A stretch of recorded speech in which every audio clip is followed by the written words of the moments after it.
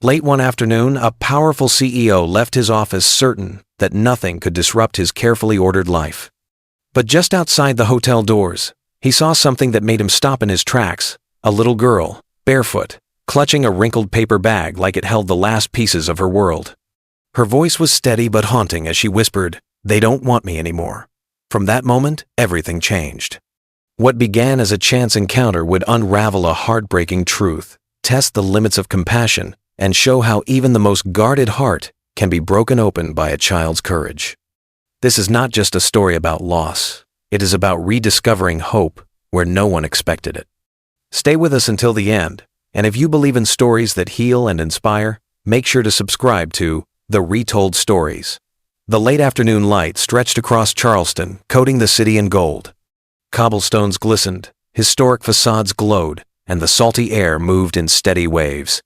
Inside the towering headquarters of Caldwell International Hotels, Nathan Caldwell closed a boardroom door behind him with the kind of precision that had come to define his life. His every move, from a meeting agenda to the way he adjusted his cufflinks, was orchestrated to avoid surprises.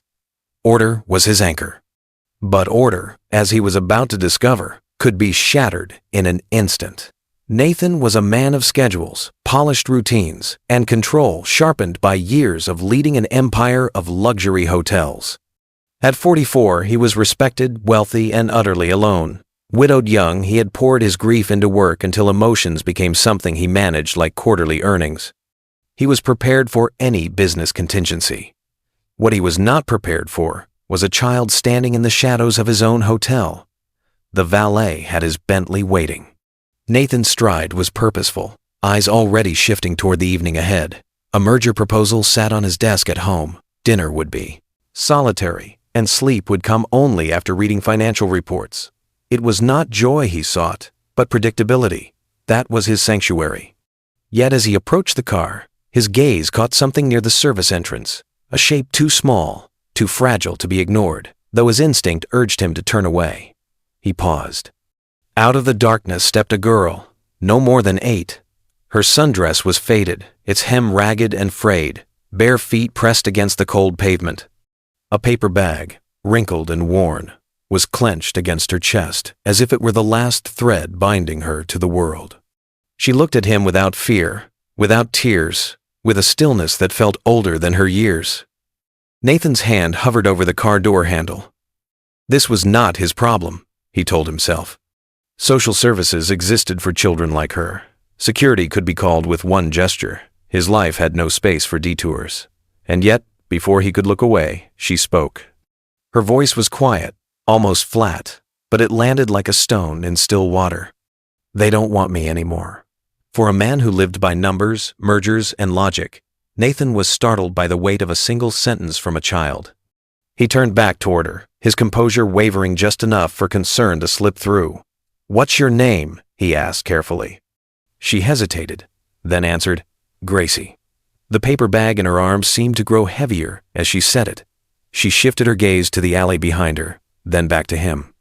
"I slept behind the dumpster last night."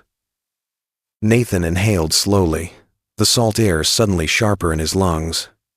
He told himself not to get involved, that this was dangerous, complicated, messy.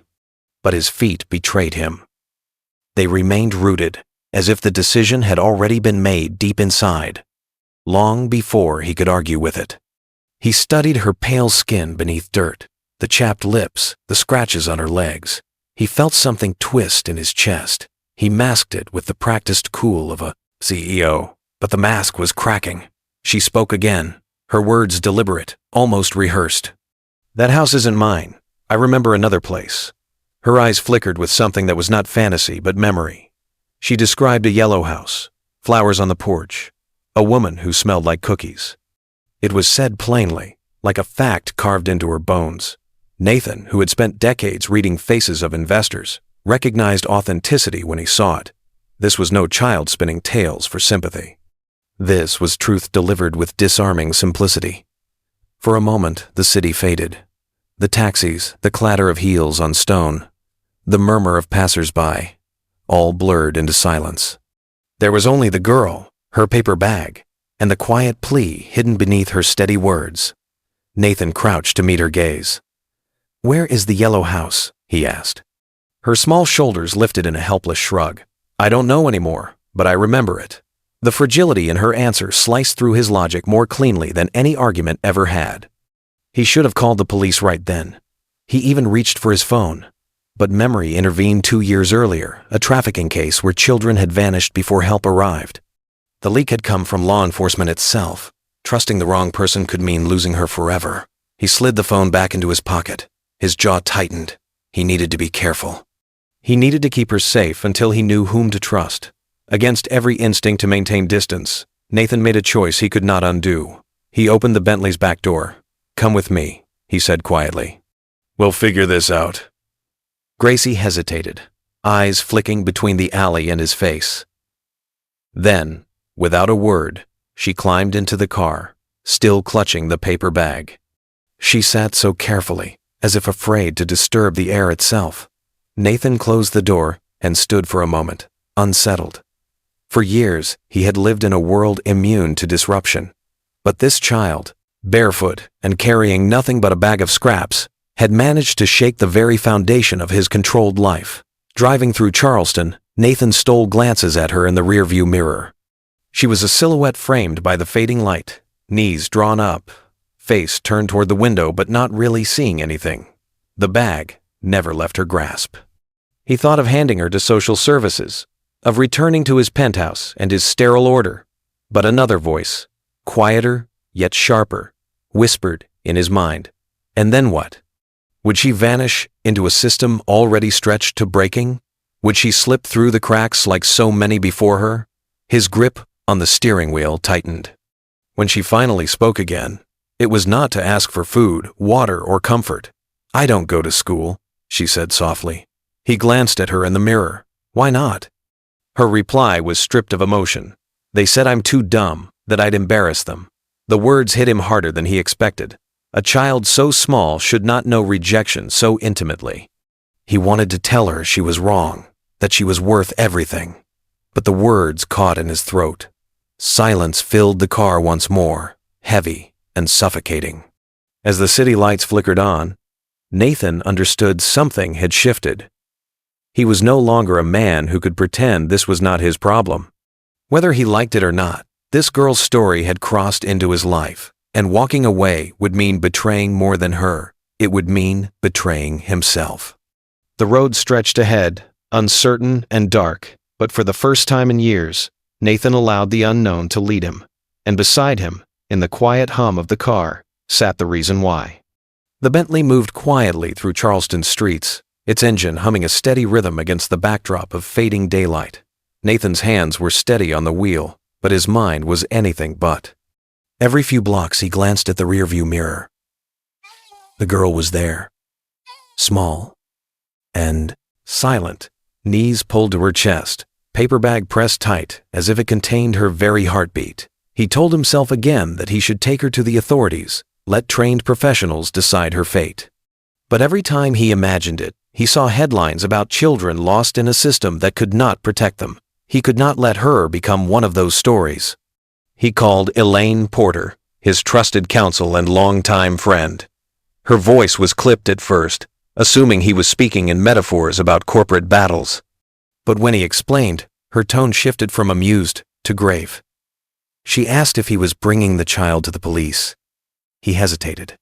He could not. Not yet. Gracie was too calm, too used to neglect, and he feared what would happen if she disappeared into unfamiliar hands. Elaine sighed, but she knew Nathan well enough not to argue when his voice carried that iron edge. She simply told him to be careful, then hung up, leaving him alone with his decision. The girl's voice returned after long minutes of silence. She told him she had been called dumb, told she talked too much, told she was an embarrassment. The simplicity of her words carried more pain than a scream ever could. Nathan's knuckles whitened on the steering wheel. He had negotiated billion-dollar deals, silenced hostile investors, but he found himself powerless in the face of a child's quiet acceptance of cruelty. He wanted to promise her a different truth, but the words felt too heavy for that fragile moment. Instead, he drove in silence, letting the city slide by in glowing frames of lamplight and brick. When she mentioned the yellow house again, his chest tightened. She spoke of flowers on the porch, of a woman who smelled of cookies, of wind chimes that sang like rain. Nathan could almost see it, could almost hear the sound of those chimes in her memory. And he realized then that she was not simply lost. She had been taken from somewhere she belonged. That difference mattered. It meant her story was not over, and he could not be the man who let it end in shadows. He pressed the accelerator and headed not toward social services, but toward the private clinic his foundation supported. At the very least, she needed to be seen, cared for, given food and safety before anything else. The clinic staff moved with hushed efficiency when he carried her inside. A receptionist recognized him instantly, eyes widening at the sight of the barefoot child in his arms, but Nathan's tone left no room for hesitation. "See her immediately," he ordered. Gracie sat quietly on the exam table, legs swinging above the floor, the paper bag still clutched in her lap. The doctor examined her carefully, voice calm but tinged with concern. Underweight for her age. Bruises of different ages, scratches untreated, evidence of long-term neglect. Nathan's jaw tightened until his teeth ached. His chest burned with a helpless fury he had not felt in years. When the doctor stepped out, Nathan crouched beside her and asked about the bag. She whispered that it held things from before. She opened it carefully, as though afraid its contents might crumble. Inside were fragments of another life. A button shaped like a daisy, a bent hair clip, a crayon worn to a stub, and a receipt with the word vanilla circled in blue ink. She arranged them on her lap with reverence, then sketched a simple house on the back of the receipt with the tiny crayon. It had a roof, 2 blocky chairs, flower pots lined along the steps. Her hand trembled, and the line broke before she stopped altogether. Nathan understood without her saying more. This was the place she remembered, the place she had been happy, the place stolen from her. The administrator returned, holding a file with hesitation, heavy in her eyes. No records, no birth certificate, no school enrollment, no medical history. It was as though the child had never existed. Nathan's anger sharpened into resolve. He called Elaine again, this time with instructions to dig deeper, to use her federal contacts, to search quietly. This child would not vanish in bureaucracy, not while he was standing. Back at the hotel, Nathan moved with the same precision he once used in business. But now the stakes were immeasurably higher. He brought her to his suite under discretion, usually reserved for celebrities. She walked across the thick carpet with hesitant toes, testing softness as though it could betray her. He called for soup, bread, and cocoa. She drank cautiously, hands trembling around the mug, eyes darting to the door as if expecting someone to storm in and take it away. He eased her gently into conversation, asking about the yellow house. Her voice softened when she spoke of the woman who called her pumpkin, who hummed while cooking, who filled the house with the smell of cookies. Nathan swallowed against a lump in his throat. This was real. She had been loved once, and then torn from it. Later, she poured the bag's contents onto the table again, arranging them like evidence. She whispered about a man with a flashlight who threatened her into silence, about fear buried deep. Nathan kept his voice steady, promising without hesitation, "No one will bury anyone. Not now. Not ever." She did not answer, but her shoulders loosened slightly, as if a thread of trust had been woven. That night, he made up the sofa for her. He told her to call his name if she woke afraid. She asked his name for the first time, then repeated it softly to herself, like a key she was trying to memorize. Nathan. He sat in the armchair, watching over her as rain traced silver lines against the window. She asked if people get punished for throwing children away. He answered honestly, "Sometimes yes, sometimes no." She whispered back, eyes too old for her years, "Sometimes they don't." He did not argue. He simply stayed, steady as tide, until her breathing deepened into sleep. Near midnight, her hand crept over the sofa's edge, searching for reassurance. "If I tell you more, will you still be here?" she murmured, half in dreams. He leaned forward, his voice firm but gentle. "I'll be here, even if you tell me nothing." Her hand stilled, and her breathing steadied again. Later, she whispered something else, words tangled in sleep. He leaned close and caught the fragile hope in her dream. "Do you think she'll smile again?" He knew she meant the woman from the yellow house, the one with wind chimes and vanilla on her hands. He did not lie. "If she knew you were safe, she would," he said softly, "and I'll make sure she knows." The promise lodged itself in his chest like an oath. For Nathan, that night was not a detour or an act of charity. It was the first choice in years that had nothing to do with business or reputation. As the storm outside softened to a hush, he realized something had shifted inside him. He was no longer a man untouched by the chaos of life. He was a guardian now, bound not by blood or law yet, but by the simple truth of presence.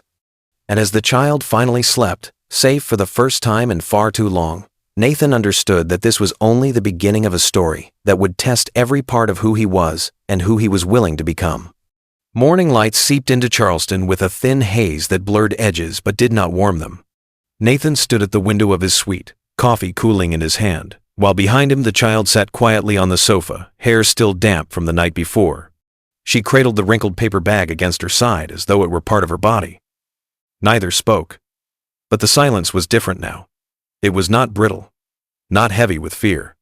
It was cautious, tentative, like a door cracked open just enough to let light pass through. A knock broke the quiet. Elaine Porter stepped in with the crisp composure of a courtroom. Black slacks, white blouse, her hair twisted neatly. In her hands she carried shopping bags. She moved, without fuss, setting sketch pads and markers on the table, as though she were simply visiting an old friend. She began drawing clumsy shapes, crooked cats and bent trees, talking softly. At first, Gracie only watched, lips pressed tight, but eventually she slid from the sofa and reached for a blue marker. The two of them sat cross-legged on the rug, their hands moving across the paper in mismatched rhythm, the sound of squeaking markers filling the space. Nathan watched from a distance, struck by how much patience lived in Elaine's movements. She asked no questions, demanded nothing. She simply drew until the girl trusted her enough to join in. Then, in a single motion, the fragile calm shifted. Gracie stopped mid-stroke, stiffened, and slowly reached for a black pen. She wrote a name, Caleb. The letters were small but deliberate, and her hand trembled as though she had opened a door long kept shut. Nathan felt the impact deep in his chest. Elaine glanced at him, then back at the girl, her voice steady and gentle as she thanked her for the courage. No interrogation followed. Instead, Elaine tucked the paper away carefully, as if it were evidence in the truest sense. Later, when Gracie retreated into the bedroom, Nathan and Elaine searched the name. They found a record of Caleb Rowe, a former employee dismissed for misconduct, then a deed for a remote property bought in cash, a cabin deep in the low-country woods. Nathan's chest went cold. It was no coincidence. He knew then that answers lay at that cabin, and that whatever they uncovered would not be easy to bear. 2 days later, the convoy moved out before dawn, 3 vehicles cutting through marshland and pine forests. Nathan rode with Elaine and Sheriff Daniels, his jaw set, eyes fixed on the narrowing road. Deputies and his private security formed a tight perimeter, money and resolve woven into a single force. The cabin emerged like a scar in the trees, sagging porch, rusted roof, windows blind with grime. The quote, air was heavy, with damp earth and silence. On Daniel's command, the door gave way, splintering under the strike.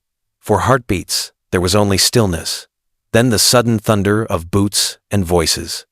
A man was dragged out in handcuffs, eyes defiant, even as his wrists were bound. Caleb. His gaze locked on Nathan.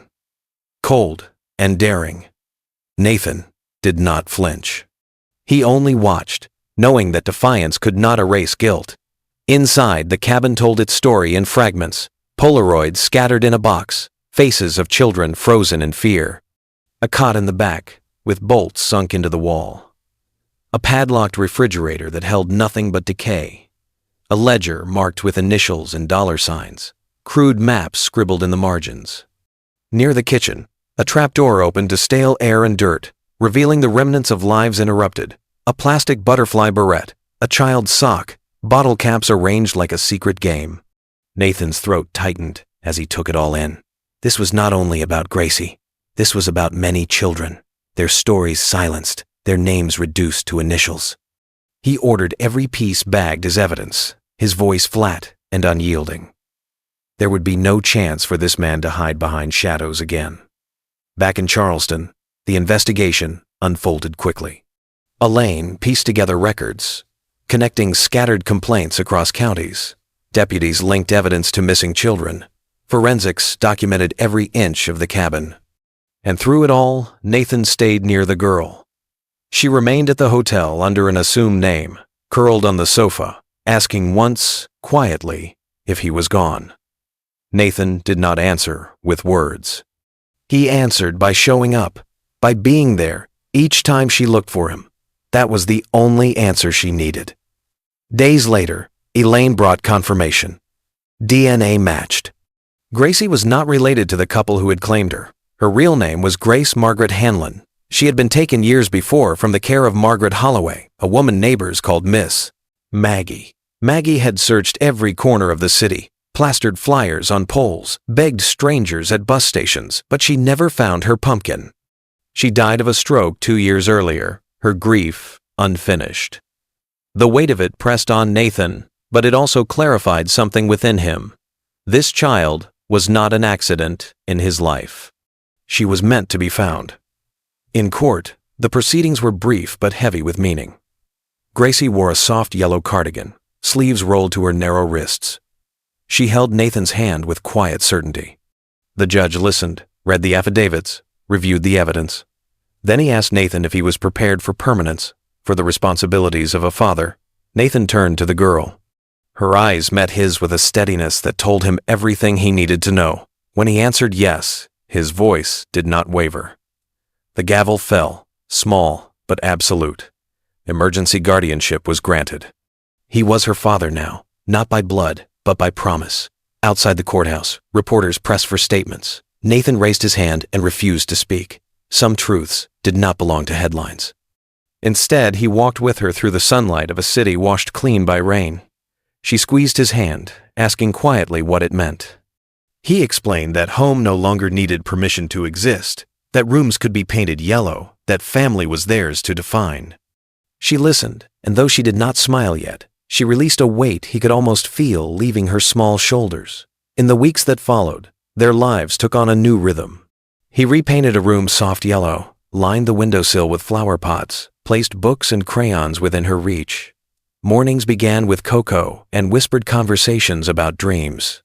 Evenings ended with stories read aloud or drawings filled with color. Nathan noticed the change in her art. Where once there were thin gray lines, now there were bright suns and figures holding hands. She was rebuilding herself, stroke by stroke, and he was learning how to stand beside her. On the anniversary of Maggie's passing, Nathan suggested they plant flowers in her honor.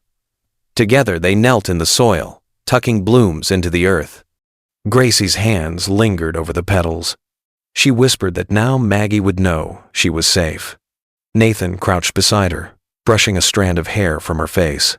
She looked up at him, eyes clear, and said softly, "I'm glad you stayed." He met her gaze, his own voice steady. "I'm glad you found me." The words bound them more tightly than any decree could. As the sun lowered, casting golden light across the porch and the flowers they had planted, Nathan realized this was not an ending. It was the beginning of a life neither of them had expected, but both had longed for. He had once lived in a world of order and distance, but now his life was measured by the sound of a child's laughter, by the trust built slowly and carefully. For Gracie, safety was no longer a dream. For Nathan, fatherhood was no longer a question. And as the evening air stirred the wind chimes outside their window, both knew they would never again have to face the world alone.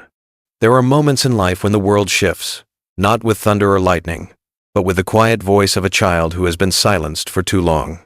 Nathan's life was one of control, precision, and distance, until a barefoot girl with a wrinkled paper bag looked him in the eye and said the words that changed everything.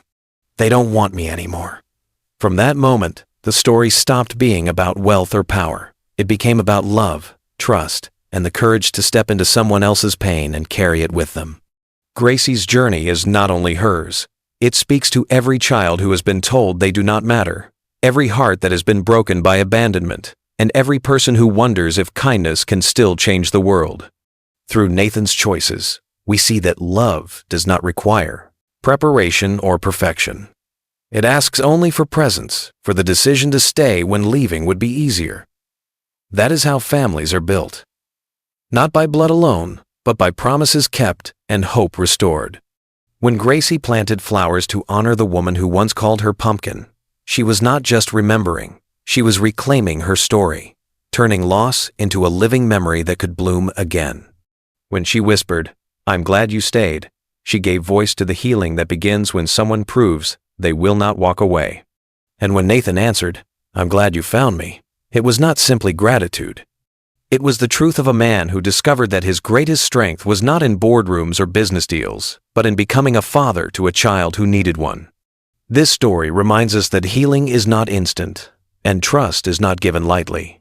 It is earned in the quiet moments, in cocoa cups offered gently, in blankets tucked carefully, in names spoken softly at night.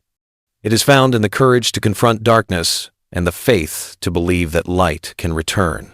For Nathan and Gracie, home is no longer a place on a map. It is the bond they share, the laughter they grow into, and the knowledge that neither of them will ever have to face the storms alone again. If this journey touched your heart, remember that stories like this are not rare. They are waiting to be told, waiting for someone to believe, waiting for someone to stay. And if you believe, as we do, that stories have the power to heal, to inspire, and to remind us of the strength inside compassion, then we invite you to stay with us. Subscribe to the Retold Stories. Together, we will continue to bring you tales of resilience, hope, and the quiet courage that changes lives.